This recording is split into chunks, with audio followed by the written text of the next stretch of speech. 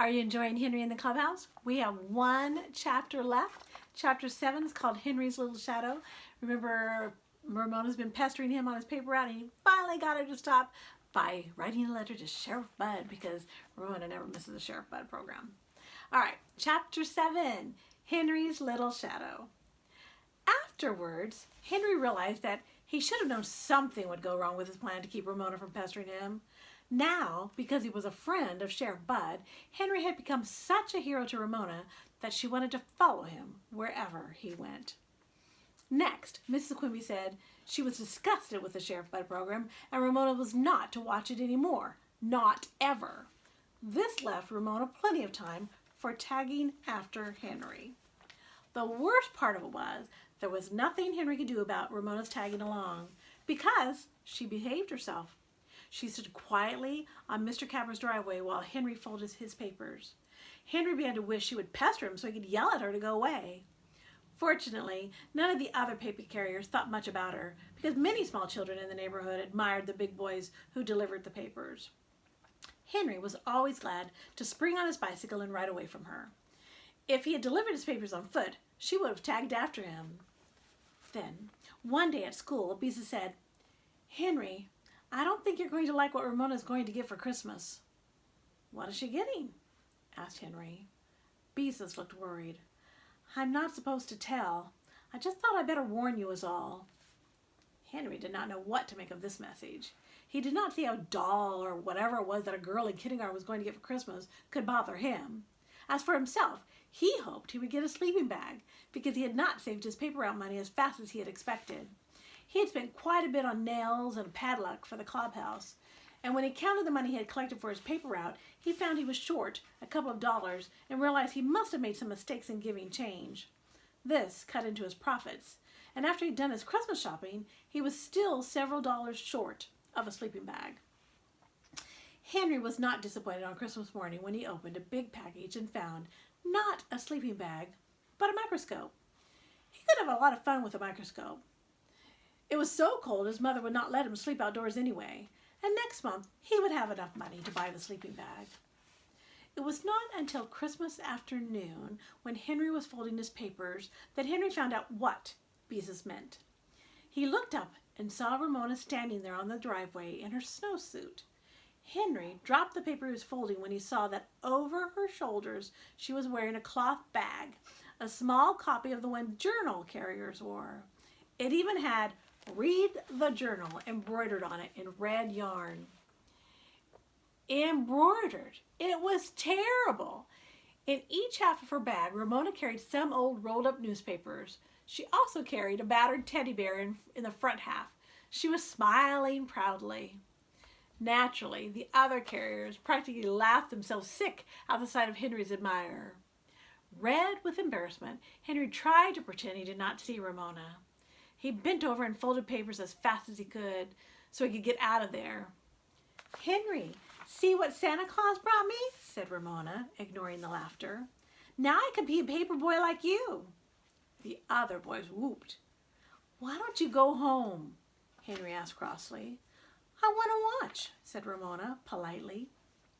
Henry could see that in spite of the boys' laughter, Ramona was proud of her very own journal bag, and there was nothing he could do about it, because she had kept her promise to Sheriff Bud and was being good. Henry could see that another of his good ideas had turned out wrong. Even when Ramona was good, she was a problem. Then Beezus, wearing a brand new Christmas car coat with a hood, came hurrying up the driveway. "Come on, Ramona," she said, then turned to Henry. "I tried to warn you. A journal bag was the only thing she wanted for Christmas, so Mother had to make her one. She had a terrible time. She couldn't find a pattern." Henry slung his bag of journals over his shoulders. "Thanks anyway," he said ruefully, as he threw his leg over his bicycle and rode away from Ramona and the laughter of the other boys. The next morning, when Henry woke up, he discovered that snow was beginning to fall. A few light flakes at first, and then more and more larger flakes. What luck! Snow during Christmas vacation! He looked out of his bedroom window and saw that there was already an inch of snow on the roof of the clubhouse. After breakfast, Henry dragged his flexible flyer out of the basement to have it ready in case there was enough snow for coasting.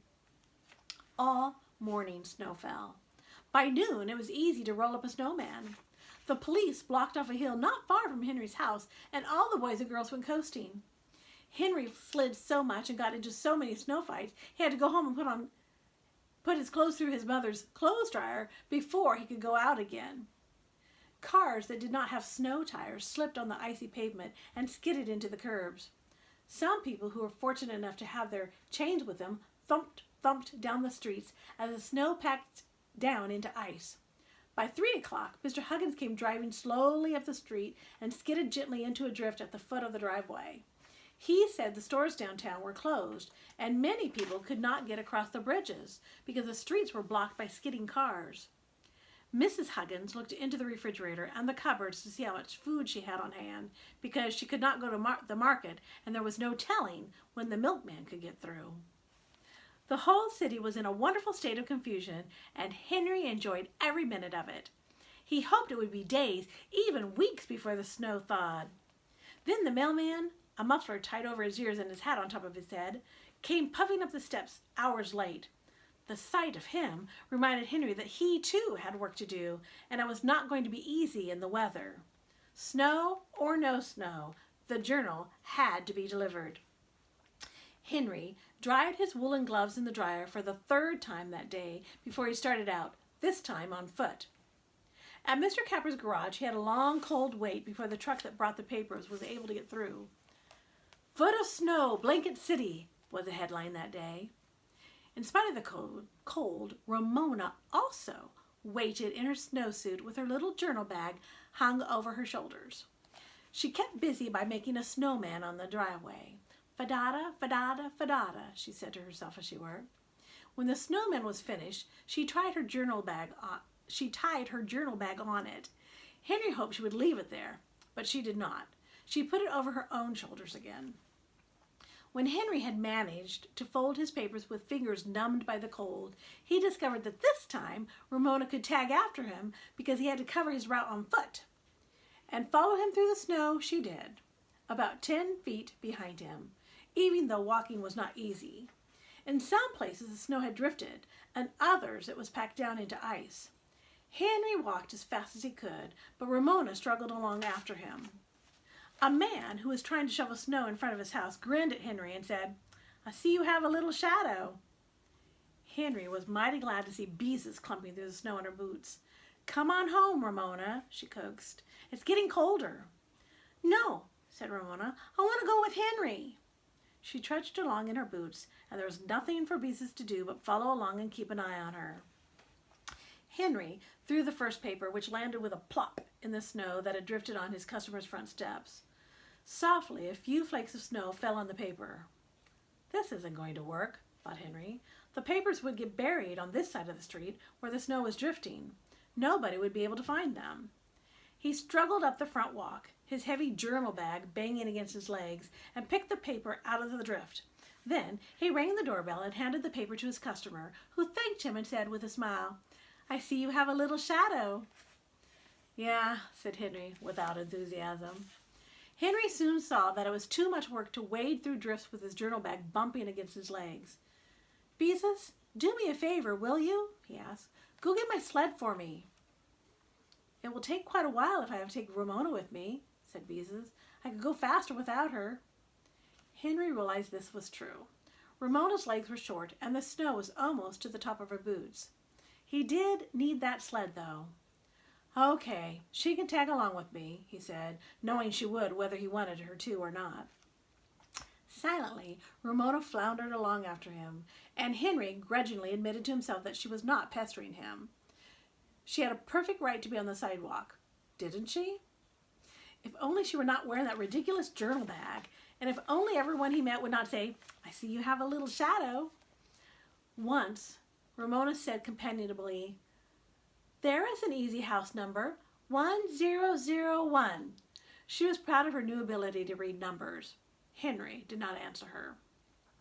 It was not long until Beezus came, dragging Henry's sled behind her. He was mighty glad to lift the papers from his shoulders and set them on the sled.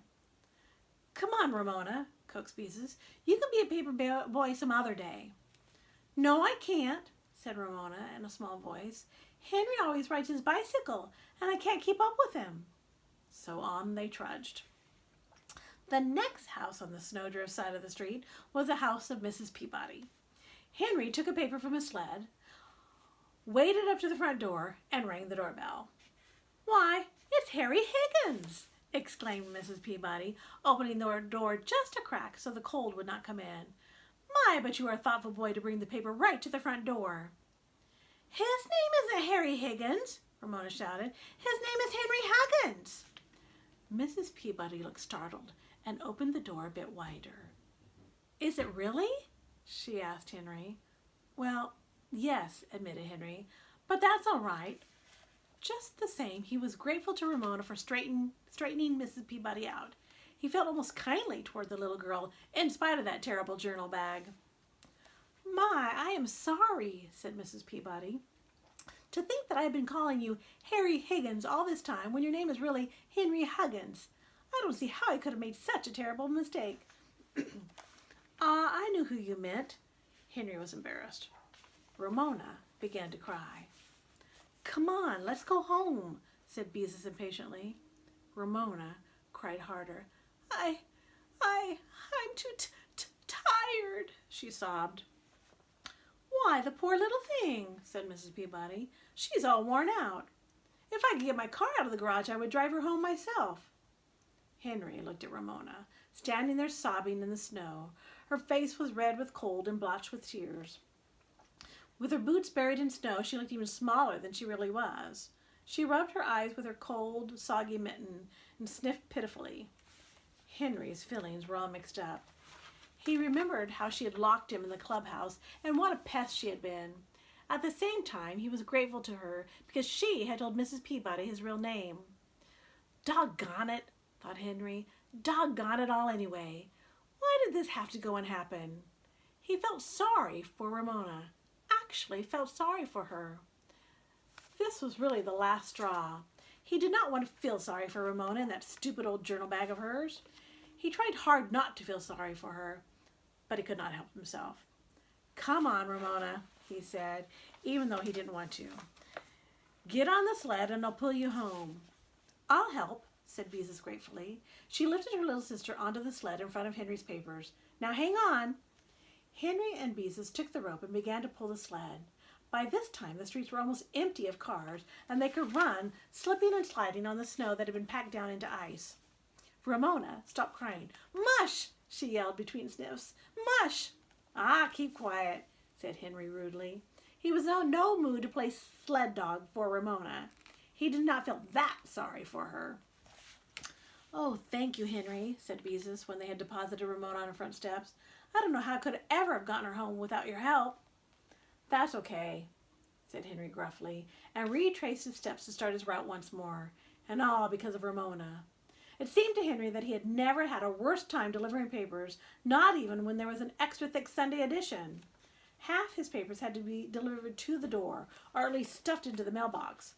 He was too warm inside his car coat, but an icy wind began to blow through his trousers, chilling his legs. His boots were heavy and his gloves were wet again. He was tired, cross, and hungry.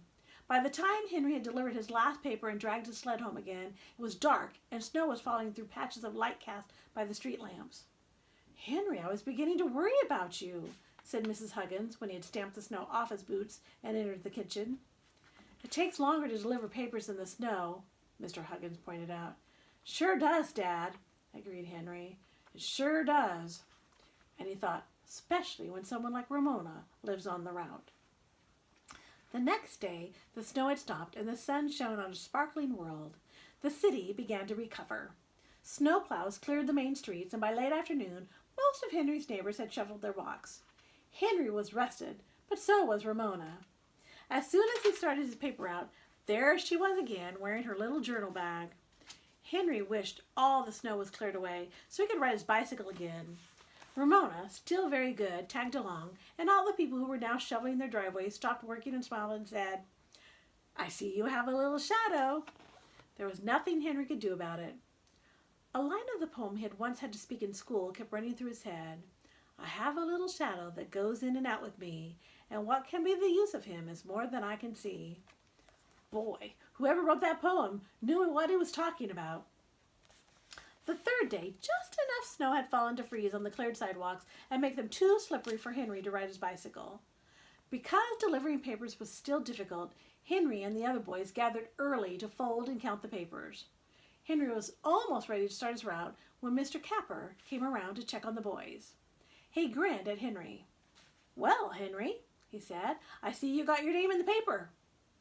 "Who, me?" asked Henry in surprise. "Yes, Henry Huggins," said Mr. Capper, opening the paper, "right here on the editorial page." Henry could not understand what Mr. Capper was talking about. What would his name be doing on the editorial page or any other place in the paper? It must be some other Henry Huggins. Mr. Capper began to read. "Dear Editor." Henry understood that much. Someone had written a letter to the newspaper. "Dear Editor," Mr. Capper read, "I wish to call attention to the fine work a boy named Henry Huggins is doing delivering the journal in our neighborhood." "Hey, that's me!" exclaimed Henry. "I told you," said Mr. Capper, and continued reading for all the boys to hear.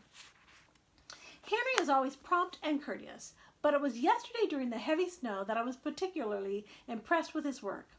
Delivering papers that day was not easy, but Henry went out of his way to ring my doorbell and hand me my paper so that it would not get buried in a snowdrift.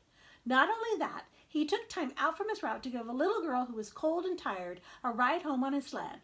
The journal should be proud of this fine young citizen. Sincerely yours, Bessie Peabody. At first, Henry was speechless, and then he felt as if he was suddenly growing almost 4 inches taller. All the other carriers looked at Henry with respect. "Boy, I wish somebody would write a letter like that about me," said Scooter. "I've been delivering papers 3 years and nobody ever wrote a letter about me," said Joe. "Me either," said all the other boys. "And Henry is our youngest carrier," Mr. Capper reminded them. He gave Henry a friendly slap on the shoulder. "Keep up the good work, Henry. I'm proud of you." Henry felt himself grow another inch. Mr. Capper was proud of him. He had said so in front of all the other boys. On his way down the driveway, Henry pressed Ramona with her little journal bag over her shoulder. She slipped on an icy spot and sat down hard. Before she could start to howl, Henry boosted her to her feet because he suddenly realized that if it weren't for Ramona, Mrs. Peabody would have written a letter to the journal praising Harry Higgins, and Mr. Capper would have thought it was about a carrier in some other neighborhood. Henry knew he had had a very close call. "Be careful and don't fall again," he cautioned Ramona. "You might get hurt." Then he started delivering papers, with Ramona following 10 feet behind him. Today, this did not bother him. Mr. Capper was proud of him, so he did not care who tagged after him. Besides, he was too busy thinking about what his father would say when he read Mrs. Peabody's letter in the evening paper. Henry decided not to say anything to his father. He would let him discover the letter for himself. His father would be reading along, and all of a sudden he would see Henry's name in the paper. He would probably be so surprised he would just about jump out of his chair. That evening it seemed to Henry that his father would never get around to reading the paper. First he dawdled over dessert and asked for a second cup of coffee. "Why are you so restless tonight?" Mr. Huggins asked Henry. "Me? I'm not restless," said Henry, wishing his father would hurry up and drink that coffee. "I'll carry your dishes into the kitchen, Dad," Henry offered. Mr. Huggins looked surprised. He got up from the table and remarked, "Maybe I'll build a fire in the fireplace. It's such a cold night." "That's funny, Dad," said Henry. "I was just thinking it was awfully warm in here." Mr. Huggins turned on the television set. That was too much for Henry. He couldn't wait any longer. "Say, Dad, did you read tonight's paper?" he asked. I glanced at the headlines. "Why?" "Well, I just wondered if you happened to read the editorial page," said Henry. "Not yet." Mr. Huggins looked curiously at his son. "Why are you so interested?" "I got my name in the paper." Henry could not keep the pride out of his voice. "On the editorial page?" Mr. Huggins sounded disbelieving as he reached for the evening paper. He folded it back to the editorial page. "There!" Henry pointed at the letter. "What is it?" asked Mrs. Huggins, coming in from the kitchen. She leaned over her husband's shoulder to read. "Why, Henry!" she exclaimed. "Wasn't that a nice thing for Mrs. Peabody to do for you?" Henry, I'm proud of you, said Mr. Huggins. I don't care how much snow there is. I'm going right out and buy half a dozen papers so we can send copies to all your relatives. Gee, thanks, Dad, said Henry modestly. He had waited a long time to hear his father say he was proud of him. I'll admit that when you took on that route and then got mixed up in building a clubhouse, I didn't think you could handle it, but you've done a good job, said Mr. Huggins. Henry was pleased and at the same time a little embarrassed by this praise from his father. Mr. Huggins went to the hall closet and put his overcoat on and hat. By the way, he remarked, how much more money do you need for that sleeping bag? About $5, Henry admitted. Mr. Huggins took out his wallet, opened it, and handed Henry a $5 bill. There you are. Tomorrow, you go to the sporting goods store and buy that sleeping bag. Thanks, Dad. Henry accepted the bill. You mean I can sleep out in the clubhouse when there's snow? Mrs. Huggins spoke up. You may not. Do you think I want you catching your death of cold? But the sleeping bag is filled with down, Henry pointed out. It's nice and warm. I don't care, said Mrs. Huggins. You can't sleep out there until we have some warm, dry weather. Okay, Mom. Henry was agreeable, because he had not really expected his mother to let him sleep outdoors in the snow. He would have the sleeping bag, and that was what counted. That, and knowing his father and Mr. Capper were proud of him, and realized he could handle a paper route. Coming with me, Henry? Asked Mr. Huggins. Sure, Dad. Henry pulled his coat out of the closet. Good old Mrs. Peabody, he thought to himself as he put on his cap and pulled the ear flaps down over his ears. I knew she would be the best customer on my route. He picked up the paper to admire his name in the print once more, and as he looked at it, he could not help thinking, good old Ramona. And that is the end of the story of Henry and the Clubhouse. You might enjoy some of the other Henry Huggins books. All right, so check out the Reading Corner with Mrs. G.